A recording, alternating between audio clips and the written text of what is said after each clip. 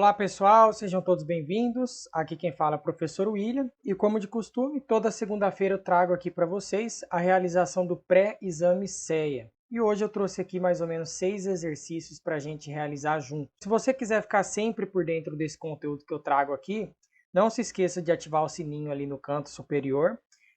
Se inscreve aí no canal também e não esqueça de deixar já o seu gostei aí no vídeo. Então vamos começar aqui com o exercício de número 1. Entre os instrumentos de política monetária utilizados pelo Banco Central, destaca-se por ser o mais ágil e eficaz entre todos os instrumentos. Quais que eram os instrumentos de política monetária que a gente tinha? Nós temos basicamente 3 tipos de política monetária. Eu tenho a política monetária chamada de depósito compulsório. Eu tenho a política monetária chamada de taxa de redesconto. E eu tenho a última política monetária, que ela é chamada de Open Market, que nada mais é do que a compra e venda de título público federal. O que vinha a ser esse tal do compulsório aqui, né? A pessoa, quando ela vai depositar o recurso dela lá na instituição financeira, ela deposita ali no banco, o banco ele sempre vai ter que deixar uma parte desse recurso lá no Banco Central. Então ele não pode captar todo esse dinheiro ali e sair emprestando, ele não pode fazer isso, porque os bancos, principalmente os bancos comerciais, eles têm o poder de multiplicação do crédito, né? Que é aquela famosa criação de moeda que acontece lá nos bancos comerciais. Beleza, só que esse daqui ele não é um instrumento mais ágil e eficaz. Por quê? Quando o Banco Central ele vai lá e ele reduz, por exemplo, a alíquota do compulsório, né, digamos aqui, reduziu de 30% para 20%. Agora os bancos vão ter que deixar guardado lá no Banco Central somente 20%, antes era 30%. Esse efeito ele não vai ser imediato na economia. Porque apesar do banco ter que deixar menos dinheiro guardado agora lá no Banco Central e ter mais recurso para emprestar, não significa que ele vai emprestar, não significa que ele vai dar crédito para as pessoas porque agora ele tem mais dinheiro em caixa. As pessoas elas podem estar com renda baixa, elas podem ficar inadimplentes, então assim, não vai depender somente do banco, vai depender também do perfil ali daquela pessoa que está tentando buscar esse crédito. Então o compulsório ele não vai ser um instrumento mais ágil, mais eficaz. Beleza. Então com isso a gente já elimina a letra A, né? Aqui fala o depósito compulsório por reduzir rapidamente o multiplicador bancário e o efeito de criação de moeda. Errado. Então essa daí já está errada. Aí vem aqui a letra B fala da taxa de redesconto, né? Então o que era essa famosa taxa de redesconto aí? Quando a instituição financeira, um determinado banco, ele fica com caixa negativo, ele tem duas opções basicamente. Ou ele pode pedir dinheiro emprestado para um outro banco, né? Então para uma outra instituição financeira, ou então quando ele não consegue pegar esse recurso com essa outra instituição, ele vai lá pedir esse recurso para um emprestador de última instância, que daí entra o Banco Central. E aí o Banco Central, quando ele resolve emprestar esse recurso aqui para a instituição financeira, ele vai cobrar uma taxa de juros, e essa taxa de juros cobrada por ele emprestar esse recurso ao banco, ela é chamada de taxa de redesconto. Então, toda vez que você aumenta a taxa de redesconto, quer dizer que você está aumentando a alíquota de juros, você vai fazer o quê? Você vai reduzir a liquidez da economia. Só que também não é mais ágil e eficaz. Por quê? Porque você pode aumentar o redesconto, você pode abaixar o redesconto, por exemplo, com o intuito de fazer o banco pegar mais empréstimo com o Banco Central, mas não significa que o banco vai fazer isso. Tá? O banco, às vezes, ele pode pegar emprestado com uma outra instituição financeira, ele faz aquelas operações compromissadas envolvendo título público, ou então título privado, taxa de câmbio, dólar. Então, não necessariamente ele vai pegar recurso emprestado com o Banco Central porque está mais barato. Afinal de contas, os bancos tentam evitar isso ao máximo, porque quando você pega dinheiro com o Banco Central, ele vai exigir ele vai ter muita mais exigências para esse empréstimo para essa instituição financeira. Ok, e aí por fim sobra o Open Market, né, que é a compra e venda de título público federal. Então a gente já sabe aqui que a letra B está errada. Aí tem a letra C aqui, que ele fala da taxa Selic, por reduzir a inflação e, consequentemente, o consumo de forma agregada. Esse daqui também está errado, tá? Porque quando você reduz a taxa de juros, também não significa que isso vai induzir crédito, que vai induzir consumo, que a expectativa de lucro do empresário vai aumentar, ele vai começar a contratar mais mão de obra porque ele quer investir mais. Não significa isso daí. Tá? E mesmo você aumentando a Selic aqui, por exemplo, para tentar reduzir a inflação, também não significa que isso vai acontecer naquele exato momento. Demora, tudo isso depende de expectativas. E aí sobra aqui a letra D, que é o Open Market, justamente esse, a compra e venda de título público federal. Aí o que acontece, né? Ó, o open market, por injetar dinheiro na economia quando o Banco Central compra título público junto aos investidores, e por retirar dinheiro da economia quando o Banco Central vende título público aos investidores. Aí para você não ficar com dúvida, você vai fazer o quê? Você vai vir aqui e vai desenhar aqui o Banco Central. Aí você coloca o Banco Central aqui comprando esse título público. Então tá, Banco Central está comprando título público. Ele está comprando de quem? De um banco, de uma instituição financeira. Se ele está comprando dessa instituição, ele tem que pagar por isso, né? Quando a gente compra algo, a gente paga por isso. Então é a mesma coisa que eu pensar que o Banco Central ele está jogando dinheiro para esse banco. Se esse banco vai ter mais dinheiro em caixa, consequentemente esse banco vai começar a emprestar. Tá? Ele vai começar a emprestar esse recurso. Então o banco vai lá, manda o título público aqui para o Bacen e agora ele fica com dinheiro em caixa ao invés de ter títulos. Ah, William, mas por que que o banco, por que que a instituição financeira vai querer vender o título público para o Banco Central? Porque provavelmente o Banco Central vai fazer uma ótima oferta. Ele vai falar, olha, instituição, é o seguinte, eu vou pagar muito bem por esse título aí seu, tá? Eu quero comprar esse título de você. Se você vender agora para mim, você vai conseguir um valor muito melhor do que você vender no mercado. E aí a instituição financeira ela acaba fazendo um bom negócio. Tá? Então toda vez que o Banco Central compra o título público, ele injeta dinheiro na economia e quando ele vende, ele tira esse dinheiro na economia. Então letra D de dado, né? Não precisava demorar tanto assim nessa questão. É só porque eu quis explicar para vocês que era essa política monetária para dar uma relembrada aí lá na hora da prova, beleza? Então, questão de número 2. Um banco múltiplo com as carteiras de investimento e de crédito imobiliário pode: letra A, captar recursos por depósito à vista, administrar fundos de investimento e conceder crédito imobiliário. O que está errado nessa questão aqui, né? Lembra lá que a gente tem os bancos múltiplos. Os bancos múltiplos eles são divididos como? Eu tenho aqui o banco comercial, aí eu tenho o banco de investimento, aí eu tenho o banco de desenvolvimento, tenho depois logo aqui a sociedade de crédito imobiliário, sociedade de crédito financiamento e investimento e tenho a sociedade de arrendamento mercantil. Então são essas as carteiras que existem dentro de um banco múltiplo. E quais desses bancos aqui que eu coloquei aqui podem captar depósito à vista, ou seja, podem captar por conta corrente, porque depósito à vista é conta corrente? Somente o banco comercial. Então, como a questão se refere à carteira de investimento, então não pode captar depósito à vista, beleza? Não vai poder ter conta corrente ali. Perfeito. Poderia administrar fundo? Pode administrar fundo sem problema nenhum. Pode conceder crédito imobiliário? Também pode, mas está errado por conta disso. Então, a letra A, errada. Letra B, captar depósito à vista e conceder crédito imobiliário, errado também, porque também fala depósito à vista. C, administrar fundo de investimento, pode um banco de investimento? Pode, ele pode administrar recursos terceiros, não tem problema nenhum. Pode coordenar operações de IPO, o que é esse IPO? É o Initial Public Offering, né? Oferta pública inicial de ações. É quando a empresa ela está abrindo capital no mercado, é aquele famoso processo de underwriting, né? O processo de abertura de capital de uma empresa. Um banco de investimento ele pode fazer o underwriting, não tem problema nenhum, ele pode coordenar esse tipo de operação. E conceder crédito imobiliário, sim, aqui fala na questão que ele tem crédito imobiliário. Então a certa é a letra C, a gente nem precisava ler a letra D, né? Mas se você quiser que só saber o que está errado na D, é essa questão aqui do arrendamento mercantil. Ele não tem a carteira SAM. Se ele tivesse a carteira SAM, ele poderia fazer o arrendamento mercantil, mas ele não tem. Então, beleza, vamos lá. Questão de número 3. Um determinado cliente que possui recorrentes movimentações de carteira, ocasionando em despesas com corretagem e emolumentos que afetem negativamente o desempenho da sua carteira. Apresenta principalmente qual comportamento? Então, o que essa pessoa aqui está fazendo basicamente, né? Então, ó, o cara ele está aqui movimentando a carteira toda hora. Então, toda hora ele está comprando e vendendo ativo. Isso aí ocasiona despesas com corretagem, né? Toda vez que ele compra, ele vai pagar uma taxa, toda vez que ele vende, ele paga outra taxa.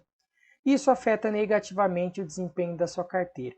Uma pessoa que toda hora está comprando e vendendo ativo, ela vai ter o quê? Ela tem uma armadilha da confirmação? Falso, né? Ela não tem esse tipo de comportamento. Ela tem um excesso de confiança, uma ilusão de controle e uma representatividade. Bom, representatividade eu já posso dizer que não. Essa heurística aí é quando você tem um preconceito em relação a alguma coisa no mercado. Você já tem um estereótipo formado, você já tem aquele estereótipo criado na sua cabeça, uma determinada ação. Então não tem nada a ver com isso. Ilusão de controle, a pessoa ela acha que ela está controlando, que ela tem total controle sobre o mercado e por isso ela faz muita movimentação na carteira. Não, ela faz muita confiança na carteira porque ela tem o quê? Excesso de confiança. Então sai uma notícia nova, ela tem uma confiança muito grande que essa notícia aqui eu vou seguir ela porque agora vai dar certo, tá? Então é basicamente esse tipo de comportamento que essa pessoa ela vai ter. Ela tem o excesso de confiança. Então é importante vocês sempre ligarem isso daí, tá? Falou de excesso de confiança, é aquela pessoa que ela está movimentando a carteira sempre. Compra e vende toda hora no mercado. Beleza, então vamos lá para a questão de número 4. Aí esse tipo de questão aqui a pessoa já olha, né, ela já pega e fala, meu Deus, vou errar. Por quê? Porque às vezes ela não sabe nem a teoria, porque essa questão aqui é uma questão que você olha, você pensa, eu vou usar cálculo, mas na verdade você vai ver que você nem precisa de cálculo para realizar essa questão aqui. Qual a taxa de retorno exigida para um ativo com as seguintes características? Então aqui eu tenho a taxa livre de risco, que é 8%, né? Eu posso dizer que esse daqui é a taxa Selic, né, que a gente costuma usar como taxa livre de risco. Tem o prêmio de risco de mercado, que é 8%. Tem o beta do ativo, que é 0, e o desvio padrão do ativo, que é 4. Beleza. E aí ele pede qual que é o retorno exigido por esse ativo. Basicamente, o que você teria que fazer nessa questão? Você teria que usar a fórmula do KPM. E como que é essa fórmula do KPM? Retorno esperado é igual. Você pega o retorno do ativo livre de risco, mais, aí você pega o beta do ativo multiplicado pelo prêmio do risco, que nada mais é do que o retorno do mercado, menos o retorno do ativo livre de risco.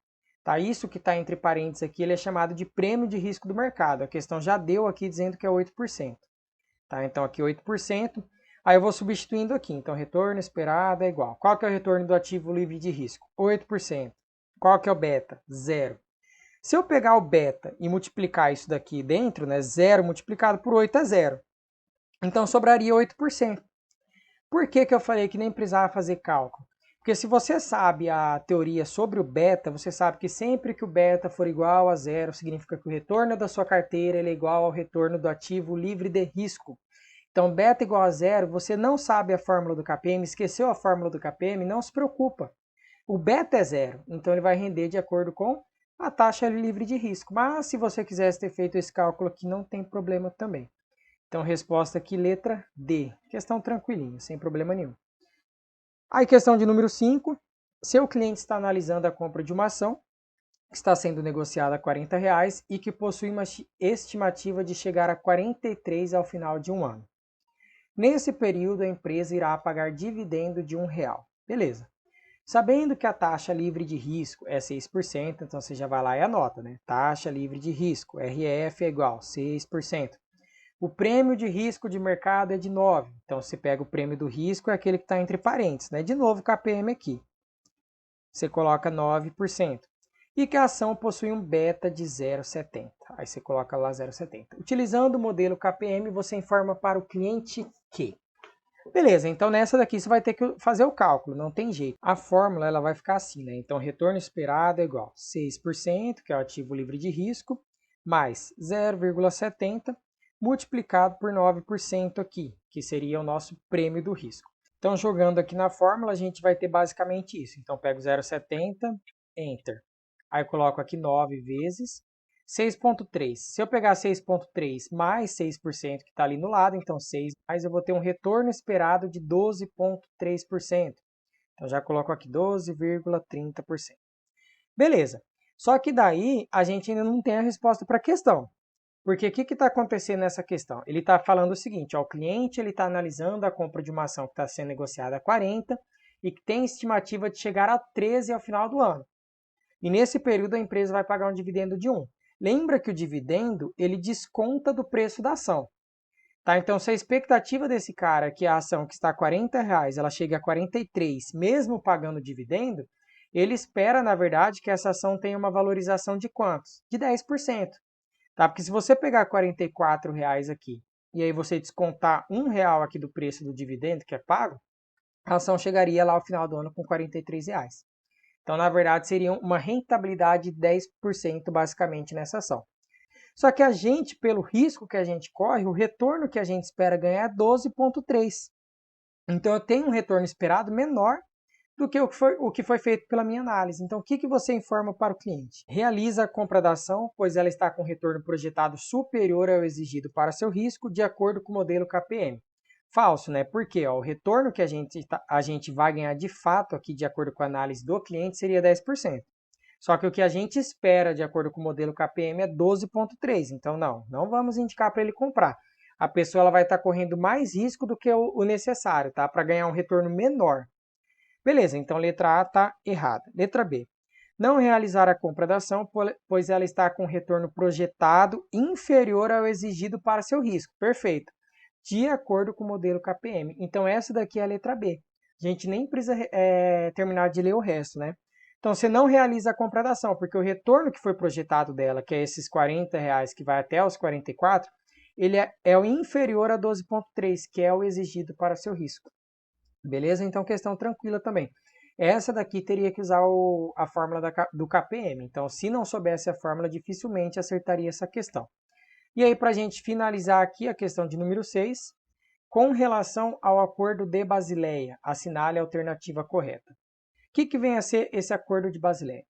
Trata-se de um esforço internacional para combater a lavagem de dinheiro, é um acordo para restringir o livre fluxo de capitais entre os diversos países do mundo, principalmente os menos desenvolvidos, por apresentarem maior risco de crédito.